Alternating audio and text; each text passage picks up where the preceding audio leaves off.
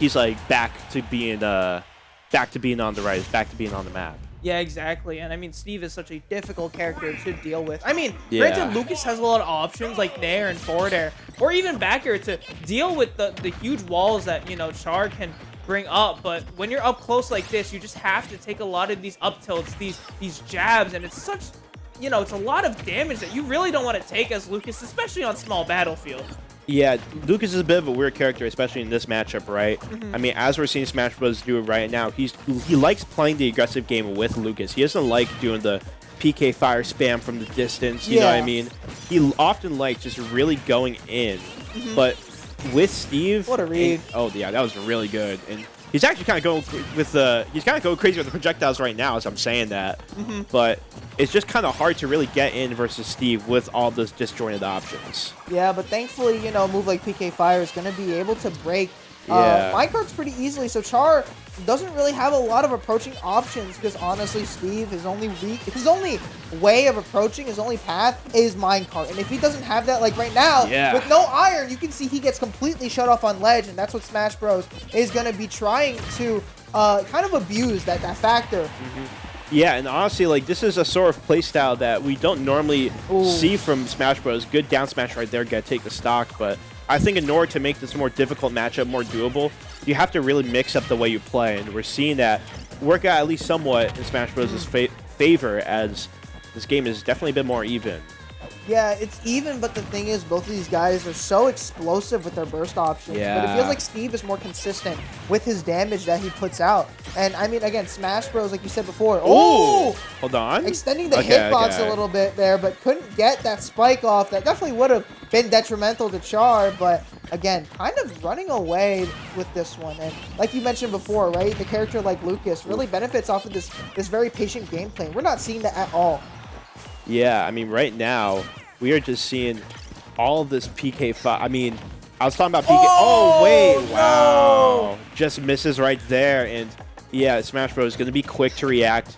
Gets that down smash. That is so incredibly strong. And, yeah, that move is really good. And it's going to be... I mean, it's really important in all Lucas's games, but it definitely has the potential. And I mean, at least he's able to get rid of the crafting table.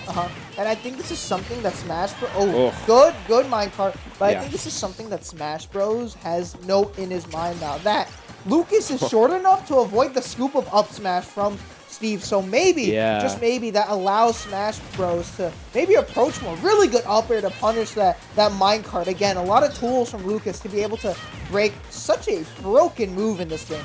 Yeah, I know SmashBros has his experience against different Steve players, obviously being a part of NJ and also being a part of the MBS crew, which has multiple different Steve players part of it. You can definitely tell that there is an expertise in the way that he's operating in this matchup because, again, as I mentioned before, we're not used to seeing SmashBros play in this specific way, right? Really using the PK fires to his full advantage. Even using the little forward smash reflector as well. And that's a very, very smart tool because it allows SmashBros to reflect minecart. And, I mean, again, subsequently, doesn't really make it a threat to SmashBros, but still something to worry about. You see? I mean, even though he didn't really get that much damage off of it, just being able to put him in a bad position, you know, relative to the stage, letting him take control of center stage, it gives him this advantage in neutral, right? So little things like that can add up and become crucial in the end. Ooh, the forward air is going to take it right there. And you can see that both of these guys, when it gets to last stock, last hit situations, they're going to play more patiently. And, you know, and that's what you were talking about earlier, that play style that we're so used to seeing from SmashBros, that patient play style come into fruition in the end and really benefits SmashBros right there. Because, you know, when you mix up your play styles like that, it's very hard to be able to you know, kind of tell what your opponent really wants from this game. And, of course, avoiding that up smash somehow. And SmashBros gets this game number 1. We're going to go, I think, back to... Yep, small battlefield. I mean, this is a very neutral stage, in my opinion. And, oh my goodness, SmashBros does not want any neutral at all. Just wants all advantage. And same thing with Char, as they end up getting a big combo as well. Yeah, good old nil combos. That's just something that you have to learn with Steve. If you really want to be good with him, good F smash just to punish that. And, again, this is what I mean by the consistency of damage from... you know, Steve, compared to to Lucas, where it's just one hit, just seems like you're gonna get hit by 50. Whereas for Lucas, it's you know, it's you don't know how much you're gonna get.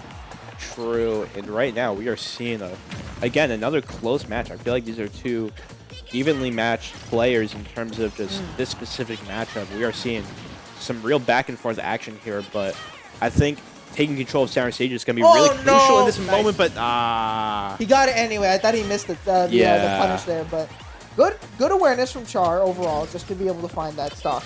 Yeah, and we know how much of a game ender that minecart can be right there. That's sort of checkmate position. Oh, what? Bro was trying to do the untechable right there. Smart stuff from Char. Something that you don't see often from Steve, and I think that's the cool thing is we're gonna see a lot of uniqueness come out of different, you know, players, and that back throw finally gonna take that stock. But the fact that SmashBros was ready for that and like that's tech that crazy immediately, to me, dude. that was the crazy part. I don't know how he does that. Me personally, I like it. It would take me a good 5 seconds to react and process what happened. You wanna know what it was? I think it's because he was anticipating going towards the stage. And like stage spike. Yeah, he rolled away from that. This character has a crazy roll. I think all the the Onet characters have really good air dodges, so I think that's how SmashBros was able to get away from that, and a really good roll as well. But I mean, there's only so much you can get away with, right? And it's only a matter of time for one of these guys loses their stock. Really good pressure with the PK freeze once again.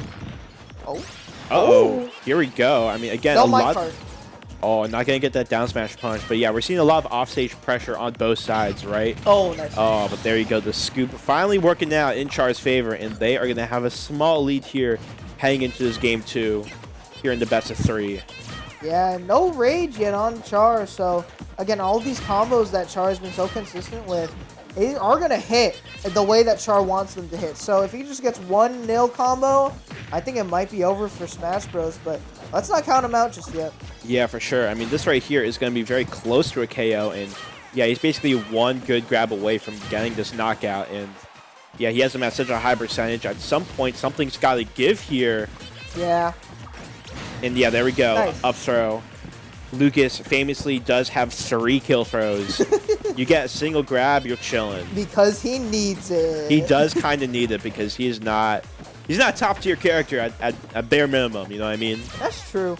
Yeah, and I mean, again, a character that with not a lot of representation, so you can ask, you know, all these questions of matchup experience and whatnot, but I think if you're Steve, you kind of don't care about matchups. You just kind of want to go for what you already know. Yep. Just roll with it. Exactly, and Char is doing... They're trying to do what Steve does best, trying to just mine in the corner and get those resources, trying to get a diamond or something like that. Honestly, his mining luck has been kind of bad. Yeah, and I think now he does get a gold though. Yeah, but that just goes to show this pressure that SmashBros is kind of piling on Char, not allowing him to mine at all. Finally gets the diamond. Finally gets the diamond. Here we go. He's got a diamond sword. That is gonna be. Oh no, gonna be a bit dangerous here. But yeah, there's sort of a mixture between aggression and patience that SmashBros is really balancing between. Because no, what? What was that? What? Oh my god. What the heck? Nah. No way, because down air clanks with up smash. It actually beats out Lucas. And Char finds the win I've never seen a move beat Lucas up smash before. What? That's kind of true. I'm not going to lie. What moves even beat that? I've never seen that happen before. We know. I think Char was really good with his advantage, just finding the most out of this. Like, what and he had the right idea, too. I think he might have been... Maybe it was the startup lag from up smash? Or maybe the hitbox. I don't know. Maybe, I don't know. Either way, listen, it's 1-1. We got this really peaceful music for Game 3 after some 2 intense songs. Hey, man. We are locked in. Locked in, and we might see a bit of camping. Imagine, sitting back just with this music. Also, that's a move I have not seen SmashBros go for a lot down there, and I wonder why. True. I mean, it's a bit tough to do when you're not as familiar with the movement, right? With Steve. And also, right, you're really using it as like an edge guarding tool, right? Right. Or using it to like two-frame. Oh my goodness. 3, 4! I just saw this boat in half. That was a lot of damage coming out of SmashBros. Also, this music, I just realized it's Guard Plains at nighttime. Yeah. I just wanted to mention that because why not?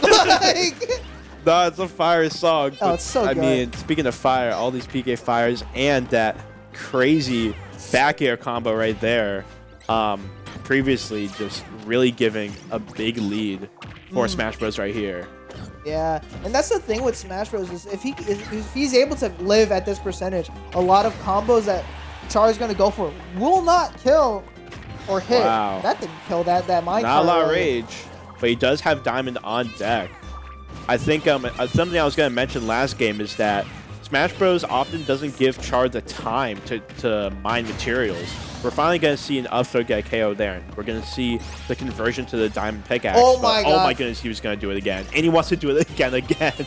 Well, if it ain't broke, don't fix it, right? If it worked the know. first time and your opponent's not willing to... That back air's sneaky good. That is, yeah. It's a move that not a lot of people, even though you saw... Oh, that's the day one Lucas right there. Sniper in the building. The sniper. I remember people were talking about how broken that PK freeze felt during the beginning of the game, but now we're seeing it really come to use at a crucial time. Smash Bros. One stock away, entering winners finals. Yeah, this is very dominating coming out from Smash Bros. Even though, you know, that last game, even though it's Steve, I feel like he definitely deserved it. He's showing why, you know, he deserves to play Leon next. So, oh my God, this guy locked in right now. He wants to do it again. He wants to go for everything right now. I want to see a back air kill. Lead for Smash Bros. Okay. And he's just playing with his food at this point. He cannot escape, man. Char, they are trying their best, but I don't know if that's enough. Yeah. And that was just really, really good edge guarding from Smash Bros. Under the realization that Char had no iron. Because like I said before, that is a move that carries Steve like no other. That thing can probably carry like 5 elephants if it really, really wanted to. Exactly. I mentioned before, right? He didn't give him the time to mine enough materials. And so he was able to get to that situation where he can just edge guard to his heart's content. Lucas with a lot of edge guarding options, and we saw, man, he just started cooking during that last stock, and he's going to be where it's finest. Yeah, and it was the accuracy of these PK fires, these thunders, these freezes, honestly, all of them were really, you know, all of them added up and then really caused Char to not be able to come back. That was crazy, by the way. Yeah, that down smash was crazy. But the usage of PK Thunder, it's not like Ness where it's just, you know, you get hit by it and it's gone. No, it's a lingering hitbox. Yeah. And I think Smash Bros. Was just able to punish these Elytras much, much better and unexpectedly. And Char, again, just really had no answer. It comes down to if he really has that matchup experience against Lucas. Compared to, like, you know, what you said earlier with, of course, Stefan and even Syrup being MBS. D-Dog as well, I believe. Exactly. Yeah, a lot of experience there. I mean, it definitely seemed like Char. I love the little pop-off there. Both of them known. That was crazy. But, nah, Char, I feel like Char still played well. It's just that Smash Bros. Really just taking advantage of everything that could possibly give Lucas an advantage in this kind of matchup. And then the F4, that was how many licks until a Tootsie Puzzle? How many backers until Char dies? We got our answer. My goodness. But I really like, you know, you're seeing this in these replays, how Smash Bros. Was able to use PK Freeze to not only kill Char early, but destroy the minecarts that would, you know, bury him and then, you know, push him aside. So that was very, very good from Smash Bros. And here's the back throw that ends it all. And, I mean, again, it's just so much aggressiveness and oppression coming out of Smash Bros. And like you mentioned, not being able to mine really, really cuts off a lot of different routes for Steve to be able to make comebacks and even win.